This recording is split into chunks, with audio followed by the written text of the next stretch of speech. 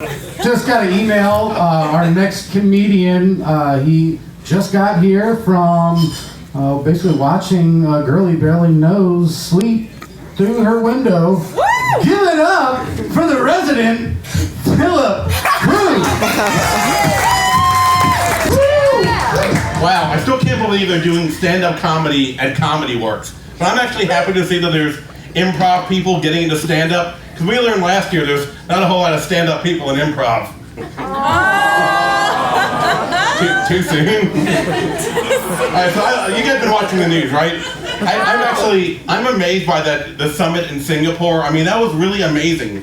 You had one of the most hated dictators in the world, and only one world leader had the balls to get him to the negotiation table. I think Kim Jong-un should win the Nobel Peace Prize for doing that.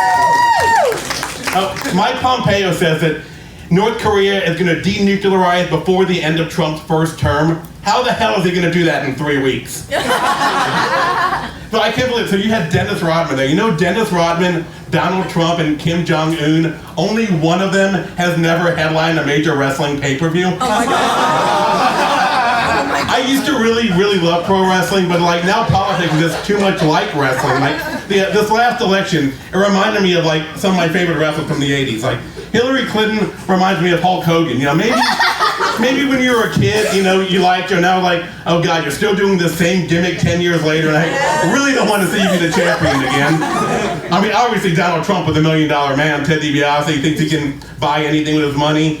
Now, Bernie Sanders reminded me of Rowdy Roddy Piper. Either like him or hate him, you just want to see what he said next. And of course, Gary Johnson was like Iceman King Parsons. Yes. You know who Iceman King Parsons is? Fuck no. No, no one knows who the hell he is. Exactly. No one had any trouble getting here tonight. Hillsborough Street, they keep on closing it off for like marathons and stuff like that. Like the marathon they had a couple weeks ago, I don't know why I'm actually hitting 2 runners that day. Shit. But that's because I don't see race. Oh my God. Worked for a massage therapist for a while, but the management there hated me. I guess I rubbed somebody the wrong way. Oh my gosh. I've got some really great business ideas. I'm gonna go door to door selling no soliciting signs. They're only $5 each. If you say no, I'm like, well, I'll be back next week. They'll be $10. If you tell me not to come back, I'm like, there's no way I can remember that. You should put up a sign or something. Or how about this? How about a place where if you want to work on a project, you come and you can use our tools. You know, we got a hammer and everything like that. It's called Go Screw Yourself. Yes. I was thinking about maybe hiring myself out as an impersonal trainer. That's where it's once a week I send out a mass email saying, hey, I really hope you're working out. Yeah. Does anybody else do? I'm sure I'm not the only one who does like online dating, OkCupid, Tinder, all that. My problem with that is now women know they don't like me before they even meet me. No.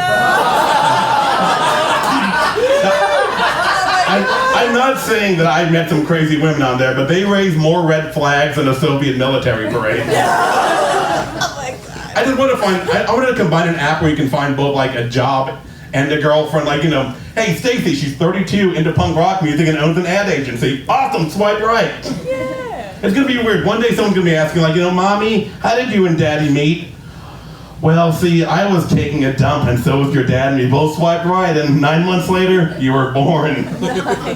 I will leave you this one thing, you know, Father's Day is coming up this Sunday. You know, my father invented super glue, but he never found the time to bond with me. Stop. Thanks, guys. I'm Phil Kruh.